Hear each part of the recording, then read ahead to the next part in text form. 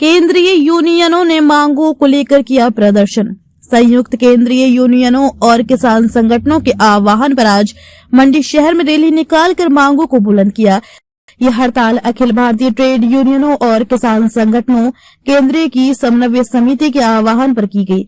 देश में केंद्र की सांप्रदायिक और कॉरपोरेट गठजोड़ की मोदी सरकार के नेतृत्व में चल रही भाजपा सरकार ने हाल ही में मनरेगा कानून को खत्म कर दिया और देश के 12 करोड़ परिवारों से रोजगार व रोजगार की गारंटी छीन ली गई है। उसके बदले संसद में विकसित भारत ग्रामीण रोजगार और आजीविका गारंटी कानून पारित किया है, जो देश की आम जनता विरोधी है। आज की हड़ताल इस देश में केंद्र सरकार द्वारा पारित 4 मजदूर विरोधी श्रम कोड के खिलाफ भी है। ये हड़ताल में निम्नलिखित मांगों को रखा जा रहा है, जो इस प्रकार से है। श्रम संहिताओं को वापस लिया जाए, मजदूरों को 30,000 न्यूनतम वेतन दिया जाए, आंगनवाड़ी, मिड डे मील व अन्य योजना कर्मियों को नियमित करो, उन्हें सरकारी कर्मचारी की सुविधा दो, ग्रेच्युटी को लागू करो, मनरेगा को बहाल करो, विकसित भारत गारंटी फॉर रोजगार एवं आजीविका मिशन ग्रामीण कानून वापस लो, सार्वजनिक क्षेत्र का विनिवेश बंद करो, सार्वजनिक सेवाओं का व्यापारीकरण और निजीकरण बंद करो, आउटसोर्स, ठेका, कैजुअल, सेवा मित्र, मल्टीटास्क, मजदूरों के रेगुलर रोजगार हेतु नीति बनाओ, प्राकृतिक आपदा, सड़क निर्माण से गिरे मकानों, जमीनों एवं प्रभावितों को उचित मुआवजा दो, स्मार्ट मीटर योजना वापस लो, बिजली का निजीकरण बंद करो, 102 और 108 कर्मियों को नियमित किया जाए, स्ट्रीट वेंडर एक्ट को लागू करो। इन सभी मांगों को लेकर आज यह हड़ताल की गई और सरकार को चेतावनी दी गई कि यदि समय रहते मजदूरों की समस्याओं को हल नहीं किया गया तो आने वाले समय में और उग्र आंदोलन किए जाएंगे, जिसकी जिम्मेदारी केंद्र सरकार और प्रदेश सरकार की होगी। आंगनवाड़ी, क्या नाम है आपका? मेरा नाम अंजुला है। मैं आंगनवाड़ी सहायिका सीटू की मतलब कोषाध्यक्ष हूँ, अंजुला कुमारी। मैं आपके यहाँ पर जो बताने जा रही हूँ, आज के मुद्दों को लेकर के जो मैं आपको बताने जा रही हूँ, वो हमारे मेन मुद्दे यही हैं कि हमारे से जो है 4-4, 5-5 महीने का कोई वेतन नहीं आता हमें, और हमारे को अदर विभाग का काम करने के लिए सौंपा जाता है, और हमारे को जो फोन है 2019 में दिए हैं 2 GB रैम के, और हमारे पर काम करवाया जा रहा है 5 GB का। और उसके एवज में हमारे को जब हमारे जो लेने वाले हमारे जो साथी होते हैं ना, उसके लिए उनके पास ना तो राशन होता है उपलब्ध, केंद्रों में भी एक चीज आती है, दूसरी खत्म हो जाती है, तीसरी आती है, चौथी खत्म हो जाती है। उसके बाद पहले से लेकर के हमें बोला जाता है कि ये है, अदर विभागों का काम सौंपा जाता है, BLO का काम सौंपा जाता है, पेंशन का काम सौंपा जा रहा है कि आप जो भी कोई आ जाता है अपना काम परंतु फ्री में। उसके एवज में हमें कभी भी किसी भी तरह की किसी भी प्रकार की कोई फंडिंग नहीं दी जाती है। बोलने के लिए जब हमारे अधिकार और हकों के लिए बोला जाता है तब तो कह देते हैं कि आपको मतलब कि आंगनबाड़ी है 4 घंटे का काम है, आप क्या करती हैं भाई। परंतु ये नहीं पता है कि हमें रात और दिन 24 घंटे नौकरी करनी पड़ती है, इतना स्ट्रेस है। उसी एवज में हमारी एक साथी इसका हर्षा जी जो पोलियो विभाग के दौरान चली गई, उस वक्त स्वास्थ्य विभाग के कर्मचारी किसी ने भी उसकी हेल्प तक नहीं करी, और किसी ने भी ऐसा नहीं सोचा कि ये हमारे ही बच्चों को, हमारे ही समाज के बच्चों को दवाई पिलानी जा रही है। जब वो विभाग का काम करवा रहे हैं, स्वास्थ्य विभाग वाले करवा रहे हैं, उनका जो है CMO जो है वो छुट्टी पर होता है, उसको छुट्टी मिल जाती है। आंगनवाड़ी वर्कर को संडे के दिन में जब वो करती है और उसकी डेथ हो जाती है, पर उसका संज्ञान लेने वाला कोई नहीं, और उसमें तब सरकारें हाथ दे देती है, तब कहती है हमारे पास देने के लिए कुछ नहीं है। जब हमारी इस तरह की हालत होगी, एक तो हमारे यहाँ पर जो भी लाए जाते हैं, हमारे जो भी चुने हुए साथी होते हैं आंगनबाड़ी में आते हैं, किस तरह के होते हैं, BPL परिवारों से चुने होते हैं, इनका एक मानदेय रखा जाता है, उस तरह के साथी होते हैं, गरीब परिवारों से होते हैं। फिर उसके ऊपर से सबका शोषण हो जाता है, DPO से लेकर के कोई भी वर्कर आगे आवाज उठा करके ना बोल सके, ताकि आगे आने वाले उसमें हम अपनी आवाज के अपना हक ना मांग सके। उसके लिए हमारा शोषण जो है दिन रात होता रहता है। इसलिए हम यूनियन के साथ जुड़े हैं, और यदि हमारी सरकार हमारे इन मांगों को नहीं पूरा करती है, हमारे को पक्का नहीं करती, ग्रेच्युटी नहीं देती है, पेंशन हमें नहीं देती है, हर्षा के न्याय पर जिस तरह से है विभाग का, उसका पैसा जो भी है, जो एक निश्चित राशि है जो हमने 50 लाख का दिया हुआ है, उसको उसके परिवार के लिए नहीं देती है, उसका परिवार कहाँ जाएगा। आप सब लोग हैं, आज हमें सड़कों पर क्यों आना पड़ रहा है। एक भारत की बोलते, भारत सशक्त देश है, ऐसा होता है सशक्त देश जिनकी नारियों को यहाँ रोडों पर आकर के इस तरह अपने अधिकारों के लिए बोलना पड़ रहा है। हम आपसे गुजारिश है, हमारी मांगों को ऊपर तक पहुंचाएं और हमारे इन सारे प्रस्तावों को आप लेकर के जाएं और पूरा करें। नमस्कार। क्या नाम है आपका? मेरा नाम हेमलता है। मैं आंगनवाड़ी वर्कर वृत्त पंडो से, और मेरा केंद्र का नाम दड़ोली है। हमारा वेतन रुकता है 4 महीने तक, हमें वेतन नहीं आता है। और ऐसी वर्करें लगी है जिसके पास कोई रोजगार नहीं है, तो बोलो 4 महीने तक वो अपने बच्चों को कैसे पालेगी, कैसे पोषण करेगी उसका, और कैसे शिक्षा करेंगे। हम लोगों से उधार लेके, ग्रुप से उधार लेके 4 महीने तक उसी पैसे को भरते रहते हैं। फिर जब हमारे मानदेय आता है और तो फिर हम कर्जे में डूबे रहते हैं। शुरू से जब से आंगनबाड़ी में लगे हैं तब से कर्जे में डूबे रहते हैं। हमने ऐसा चीज बनाया है, जब हमारा मानदेय रुकता है तो हमें ब्याज में जो है ऋण लेना पड़ता है, और फिर अपने बच्चों की शिक्षा, फीस, ट्रेनिंग सब कुछ करवाना पड़ता है लोन पे।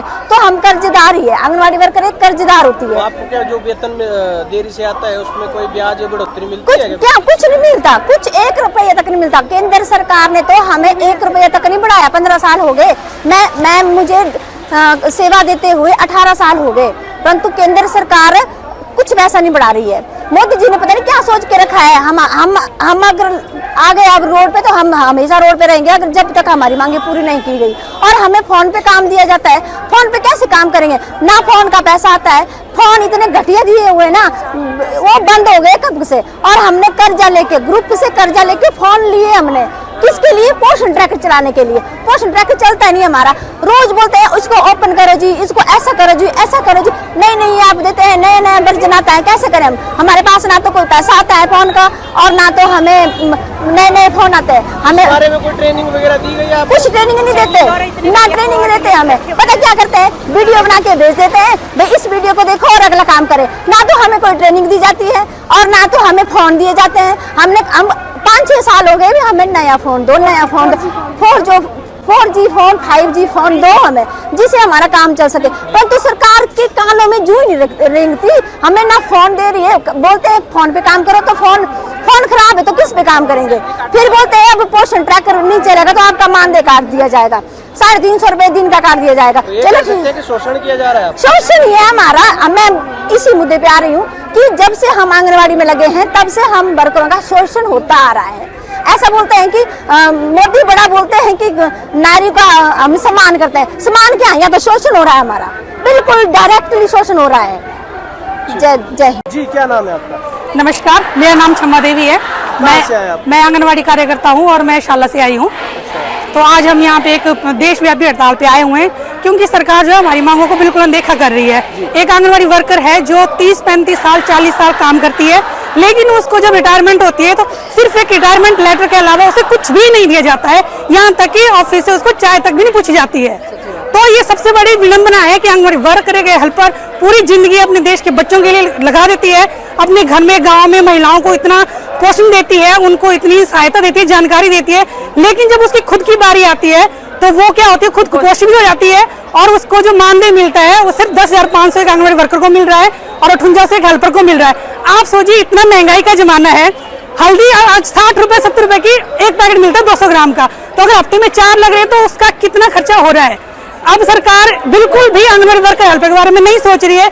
जो बजट अभी केंद्र सरकार का आया हो उसमें आंगनवाड़ी वर्कर का 1 पैसा तक नहीं बढ़ाया गया है। और मैं 16 साल से आंगनवाड़ी वर्कर हूँ।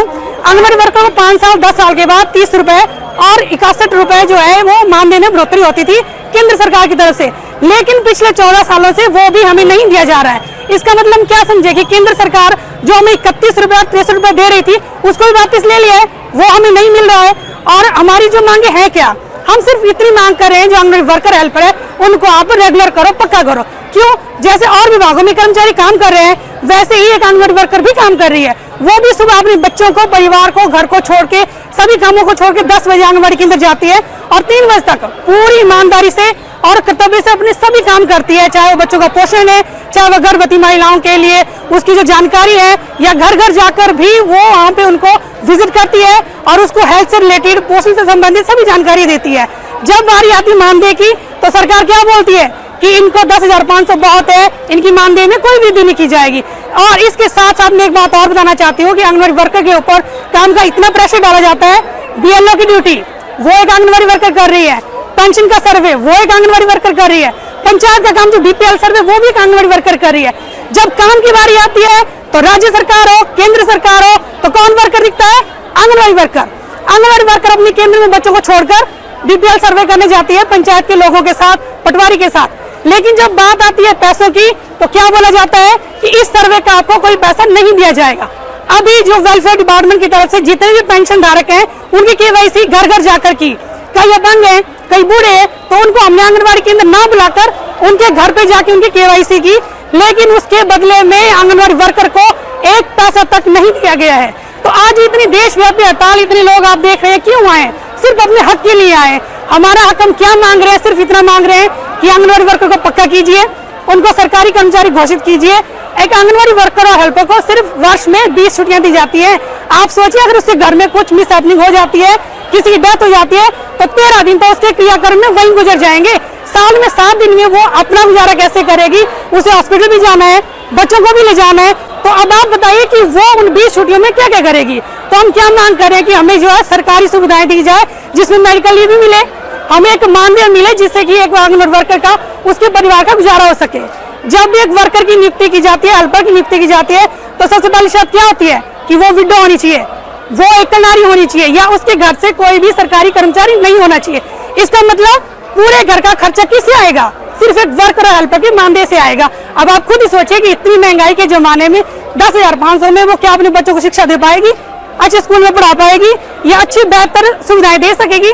नहीं दे सकेगी। तो आज हम इसीलिए इतनी संख्या में यहाँ इकट्ठा है कि हम अपनी आवाज सरकार तक, चाहे केंद्र सरकार हो या राज्य सरकार हो, दोनों के कानों में जू रेंगनी चाहिए कि वर्कर और हेल्पर अपने हक के लिए मांग रहे हैं, ये किसी भीख नहीं मांग रहे हैं, अपने काम को मानदेय मांग रहे हैं। जो काम कर रहे हैं उसका मानदेय कम से कम दें। जितनी सेवाएं हमारी आईसीडीएस की, चाहे वो पूरक पोषण आहार है, चाहे वो बच्चों का वजन करना है, जब बात आती है रिकॉर्ड की, आंकड़ों की, तो सबसे पहले कहाँ जाते हैं? आंगनबाड़ी वर्कर के पास। 0 से 6 के बच्चे कितने हैं, कितनी आपकी प्रेग्नेंट है, कितनी आपकी लैक्टेटिंग मदर है, कितनी आपकी किशोरियां हैं, उनको आपने क्या करना है? सशक्त करना है। सरकार बात करती है महिला शक्तिकरण की, लेकिन क्या ये शक्तिकरण हो रहा है? जो एक महिला 10,500 में अपने घर का गुजारा नहीं कर सकती है, जो अपना पेट काट के अपने बच्चों को पाल रही है, तो सोचो उसकी स्थिति क्या है इस वक्त। पूरे देश में सबको ये लग रहा है कि क्या 10,500 वर्कर के लिए काफी है? 58 रुपए के हेल्पर के लिए काफी है? बिल्कुल नहीं काफी है। तो आज इस मंच के माध्यम से, इस देशव्यापी हड़ताल के माध्यम से हम सरकार को यही संदेश देना चाहते हैं कि आंगनबाड़ी वर्कर हेल्पर को पक्का करें, उन्हें सरकारी कर्मचारी घोषित करें। नहीं तो ये जो संघर्ष है, ये हड़ताल है, ये जारी रहेगी जब तक हमें हमारी जो मांगे हैं उनको पूरा नहीं किया जाता। धन्यवाद। अगर ये वीडियो आपको पसंद आया हो तो चैनल को लाइक और सब्सक्राइब करना बिल्कुल ना भूलें। आपके जो भी कमेंट्स हैं आप हमें कमेंट सेक्शन में दे सकते हैं। ऐसे ही और वीडियोस देखने के लिए बने रहिए देवभूमि मिरर के साथ।